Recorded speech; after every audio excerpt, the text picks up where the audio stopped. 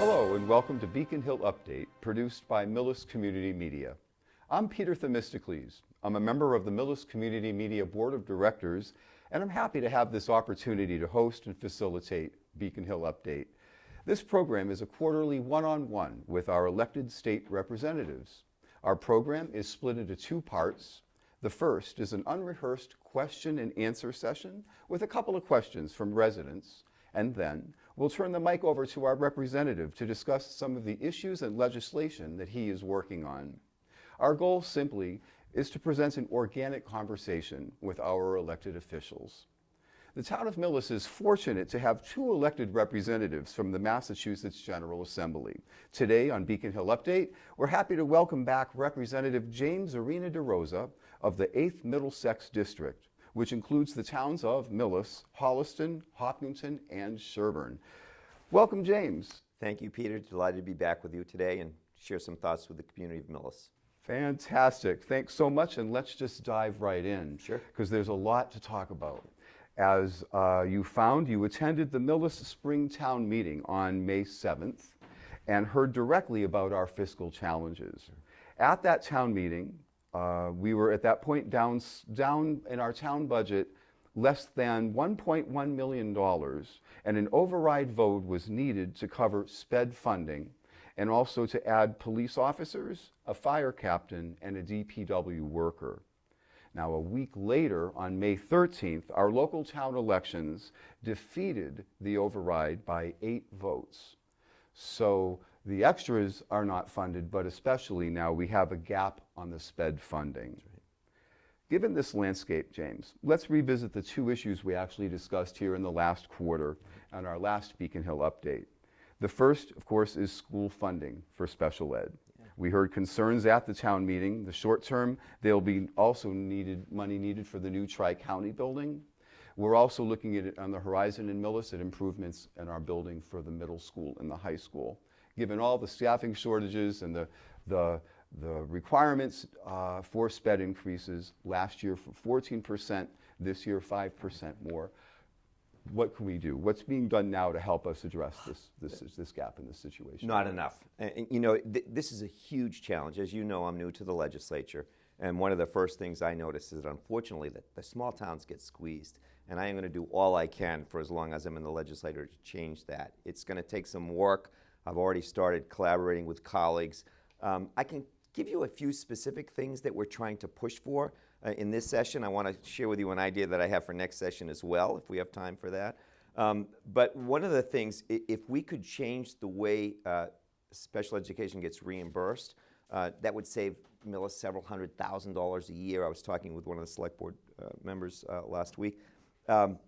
Right now, the circuit breaker kicks in after a 4-time multiplier, meaning after 4 times the cost of the average student, and then you'll get reimbursed. If we reduce that to 3, that would be a huge difference, the difference between $47,000 and $35,000. The other is, why can't we increase the reimbursement for transportation to 75% to 90%? That would make a big difference as well.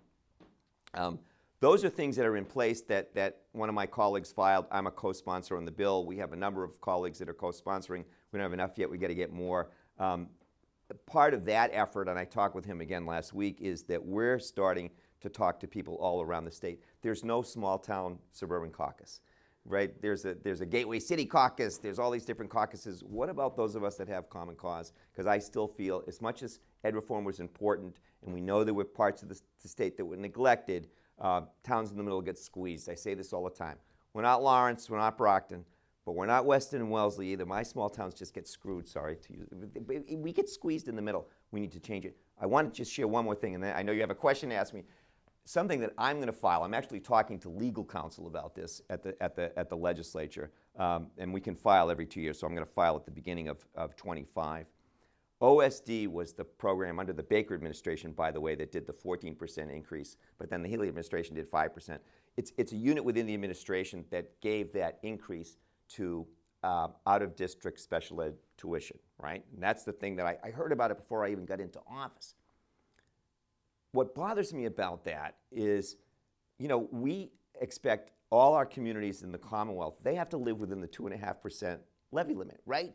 Law passed 2.5, Prop 2.5, we can debate its merits, But that's the law. So for anything that a town wants to do beyond that, they have to go to their town to get special permission, special elections right to make it happen. So why is it that the state can say, well, here's a 14% increase, here's a 5% increase? I just don't like that concept. So I'm going to file legislation that in 26, 27, and 28, OSD is limited to a 1% increase for out-of-district special ed tuition reimbursement, and then after that, starting in 29, the most they can do is 2% without going to the legislature. Because maybe there is an extraordinary circumstances, maybe inflation is so high. But even with what I have proposed, they're still getting over those 5 years a 4 to 5% increase because they got such a big one. We have to do something. Who knows what kind of traction we'll get, but I'm going to put that out there and fight for it in the years to come. Putting it out there, and that's fantastic. And indeed, you can sense I do have a question. Let me go back, because you listed, for instance, changing from 4-time to a 3-time multiplier, for instance, or the formula around transportation, for instance, changing that. Would this be for just communities, as like in this caucus, this small town caucus, or would this apply to every community throughout the state? Yeah, the two proposals, the bills that are in play now would affect everybody. What's hard is that the smaller towns, this is another irony to the system we have set up. Towns like Millis that do a pretty good job with special ed become attractive for people to move into. And the state, instead of rewarding those towns, punishes those towns by making them pay, they have to pay more and more and more. The higher we get that reimbursement, the more it's going to help the smaller communities. It'll help everybody, but it will especially help small towns that don't have as much given their budget. And also, the biggest difference is huge cities, they don't have to send as many of their students out of district. They may have specialists one year to do with this issue, this student, that student. Smaller towns, it's a very small community. You get somebody that comes into the town over the summer, it blows the budget. And not that we don't want to support those students, but there's got to be a better way that the state supports them. And this is a long fight, by the way. This is I've talked. It's just two more. I talked to the people who created ed reform in the '90s because I know some of them. And I'm like, why? I understand why you did this. Why didn't you take into account communities kind of in the middle that are getting squeezed by this? And they said, we just didn't think. We just wanted to help the really poor towns. Well, that's all well and good, but they should have thought it through. One, and then the morning after the Millis vote, I sat down with the chair of education in the chamber. And I said, okay. I said, Millis has another round of layoffs coming. So what are we going to do? Where are we with this? Because, and Peter, I don't know if you saw this, the state budget, a little tenuous because the dollars didn't come in the way we wanted and over the first several months. However, the millionaires' tax money is coming in way over what we expected. By law, because people voted it that way, that money, if any of it's spent, has to go to education or transportation. So as much as we had to not do as much with the budget as we wanted, now the question is, okay, where are these resources going? Is this our chance to do these other things? Now, I'm not high enough up yet to make it happen, but I'm pushing for it, and I'm talking to the people about it, and hopefully we can get collective action. But we just have to keep this conversation going. Whether it takes this year or next session, we just got to keep pushing it. It's really important because it's only going to get more challenging in the years ahead. Yeah. James, you've offered some suggestions for both the formulas, changing the formulas, but also changing the process. And I think we appreciate that. I hope our viewers appreciate that. We invite our viewers here in Millis to contact you. We'll share your contact information at the end. For sure.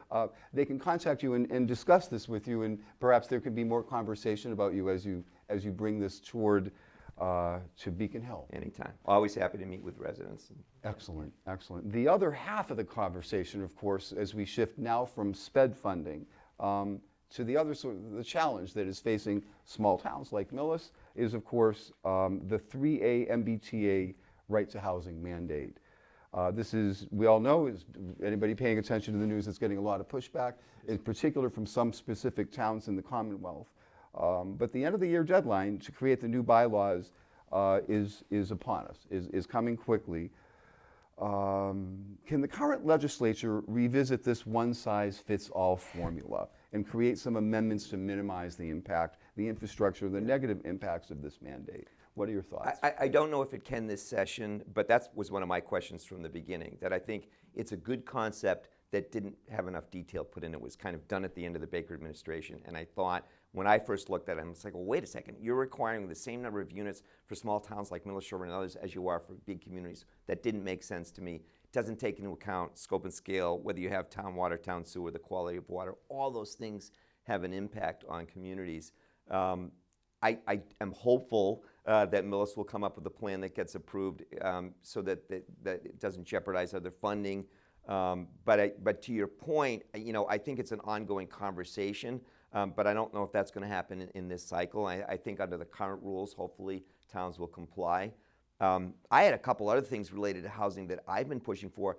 Here's another issue that we got to talk to the lawyers on this one, but if you're considered an MBTA adjacent community like Millis, okay, fine. But as you know, and I used to actually take the train from Norfolk, you have to drive. Right? There's no easy way to get there if you don't have a car. It's not, you can't walk. And when this whole thing started, and you have to park too. Right, yeah, park too. That's right, which is a huge challenge. So one of the origins of this is that people should be in walking distance of the T, which made sense. And then they expanded it to this idea of adjacent communities. All right, well, yeah, sure, we have access, but only certain people do. But we don't have the ride. So I'm going to file legislation that says, all right, if you're considered an adjacent community by the MBTA, then your residents can also get the ride. Towns like Millis pay thousands of dollars a year and don't get that benefit. I don't understand why. I'm going to pursue that one. We'll see. I mean, I'm kind of a common sense guy when it comes to a lot of my issues. And I mean, I have progressive values, but I'm like, wait a minute, why is this like this? What can we do about it? The other is, and it's not directly related, but it's about we're in a housing crisis in Massachusetts. We need more housing. We need more affordable housing. And I say all the time, I grew up in a small town, raised my kids in a small town, and people talk about we're concerned about the character of our community. I hear that. That is a consideration. But I would also offer, as we think about all these issues in housing, that the character of our community is also who lives here. And if the people who protect us and teach our kids and take care of our elders and work in our local store, if they can't afford to live in these towns, that's also going to affect the character of who we are. So I just think we need to think of the whole picture.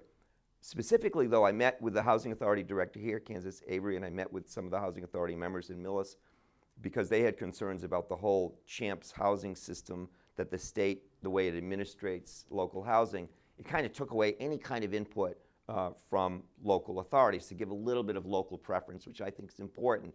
In the old days, maybe there was too much control by the local authorities, but then they went with a statewide system that became very bureaucratic. Well, they had some great ideas, which I surfaced to the housing secretary, along with others. We weren't the only ones. We actually had the housing secretary out here. Candace had submitted some ideas.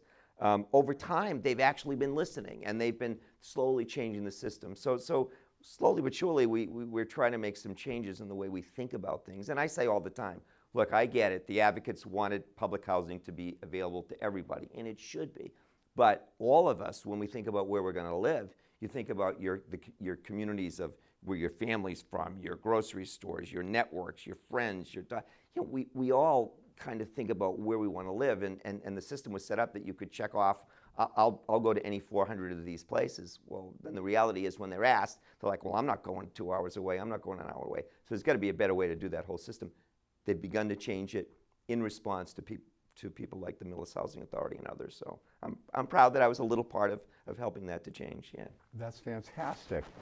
That is fantastic, James. Thank you very much then for your comments. And again, we invite our viewers to contact you and to reach out with any questions or comments or suggestions of their own regarding Millis's participation in this MBTA requirement. Sure. James, thank you so much for addressing our questions. Those are the 2 questions we have for you. Now I'm turning it over to you for an open mic. Tell us what's on your mind. Sure. What else are you working on, and what's going on up there in Beacon Hill? My pleasure. Thank you again. I really appreciate the opportunity. A couple things I'd like to discuss if we have time. I was here for Memorial Day. What a wonderful ceremony by the town of Millis.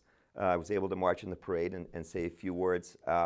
Absolutely enthralled by Buddy Shropshire, if anyone knows him, the 102-year-old veteran who shared his stories about the war effort at home, the war effort overseas when he was involved there. It was just so great to see him. And of course, as I went to several ceremonies, I mean, we're losing so many veterans every day as they age. So just a treasured moment. I really appreciate that and enjoyed it. I wanted to mention 2 things related to veterans. There's a sign down on 109 at talks about prioritizing homeless vets, and I absolutely support that concept. It is so important that we do that. The rest of the message is a little disingenuous and misguided because it says within the shelter program. Those are two completely different programs. The shelter program is for women and children. The homeless veterans program is specifically for homeless veterans. We actually added several $million recently to the budget because it's really important. And anybody who's worked with homeless vets knows they sometimes have issues with mental health, sometimes PTSD. They need comprehensive services. But I knew ahead of Memorial Day, and here we reached out to the Secretary and to others, and there is space in the Chelsea Soldiers Home. There, as far as we know, there were no homeless vets that out there. However, forget the politics for a second. Let me just say to residents here, if you know of a homeless veteran who needs support, please call my office, write to my office. We will work with the Veterans Agent. We will work with you. We'll make sure they get the services they need. So I absolutely agree that it's a priority, but let's be clear about which programs serve which people in the right way. Now, on a more positive note about veterans, not that was negative, but I just wanted to be clear about that because sometimes information doesn't get out the right way. We had a series of roundtables with veterans all across the district when I was first elected. Wonderful meeting at the Post here in Millis, talked about things. And one of the common themes that came up in every meeting that I had for them, in every meeting that I have, was veterans felt that depending on which branch of the service they were discharged from, they got different amounts of information. They all got sort of basic package on what the feds offered, but they didn't get consistent info about what the Commonwealth was offering or what was out there, because it wasn't really the responsibility of the branch. And their suggestion was, why can't the state come up with something that says, look, here's what's available to veterans in Massachusetts? And we heard this, actually heard it in every session. It's a great idea. And so, when I ran, my whole premise was about, listening to the community, learning. I may have my own ideas on public policy, but I also want things to come out of community experience. And so I sat down with the Secretary of Veterans Affairs. I talked to the people there. I wasn't the only one, I'm sure. I'm sure we weren't the only ones that did this. However, they now came up with this comprehensive, ongoing living document that's available. I sent it out to all our veterans agents. Anybody who wants a copy of it, we can send it. It sort of catalogs all of the services available to veterans in Massachusetts. It's a wonderful piece. I was so appreciative that they do that. But I was also really thankful to the veterans here in Millis that helped make that happen. We actually had an intern from Millis, Jonathan Pinelli, who worked on it and pulled together those roundtables that we had. It's a small example of listening to the community and pushing issues up in the beginnings, at least, of a response from the state government. I know that people feel they're so disconnected from their government, and as best I can, I want to be supportive of them. So that's a kind of a nice little example of something that we are doing and will continue to do. So that was one area. If we have time, I have one more. I believe we have a few more minutes. Okay, Yes. so I'll Keep speak going. briefly. Here in Millis has one of the highest percentage of senior citizens in the Commonwealth. Yeah. And was very pleased that we got into the House budget funding. I know there's been this desire for a new senior center among the seniors. Is that possible? The money, I know it's a challenging issue for the Commonwealth, for the town of Millis. But they did ask, well, can we start to explore regionalizing or working with other towns? And the town asked for money for that, and we were able to get money in the budget. I'm very pleased with that, so that the town can then decide what's the best next step. It's really up to the community, but I want to be supportive of Millis in any way that I can. On a broader scale, it's certainly good for Millis, but good for all the senior centers. We upped the formula grant. It's so hard because seniors are a growing part of the population, and the more we can do to help seniors age in place and stay in their homes and be active, it's just better for the community. It's certainly better for them, but it's good overall for everybody, but it also saves millions of dollars in the long term, and there's just lots of good reasons for doing it. We haven't invested, and finally we got that formula grant up, which is going to help to do more programming within the center, within the community, and I'm really pleased that we did that. And again, we need to kind of keep pushing for it, but that's one of the good outcomes of the budget. We still have to wait for the Senate and the governor, but I'm fairly confident that will happen. So I'm pleased with that. So there's a couple things that we did in support of seniors, and we're still working on a senior event that I will do more festive, but we'll report on that next time. So Okay. yeah, but anyway, but thank you for the opportunity to share a few things that are going on. Well, and thank you for sharing your work there in this open mic there. You've shared some work with Veterans Affairs and then Seniors Affairs as well. And again, let us now take the moment to share your contact information. Sure. So that folks can reach out to you with questions. Especially, I just want to remind folks again, if you're aware of a homeless veteran that needs assistance, please reach out to James, who is offering his help to connect that veteran with the services that they might need. How can we reach you, James? Absolutely. The best way so we can track it is email james.arena, A-R-E-N-A hyphen D-E-R-O-S-A @mahous.gov. We'll also have the phone number put on the screen at the end of this part of the show as well. You're welcome to call. Email is usually the best, but I know some people prefer calling, and that's fine. Please, and reach out to us with anything. And I say this in every session that I'm at. Even if you're not sure if it's a state issue, feel free to call me. Maybe we'll connect you with a congressional office. Maybe it's more local, and we'll get you to the right place. But I'm happy to be a resource for the people of Millis. Thank you. This wraps up our conversation with Representative James Arena-DeRosa, our elected representative from the 8th Middlesex District. I'm Peter Themistocles, and thanks for watching.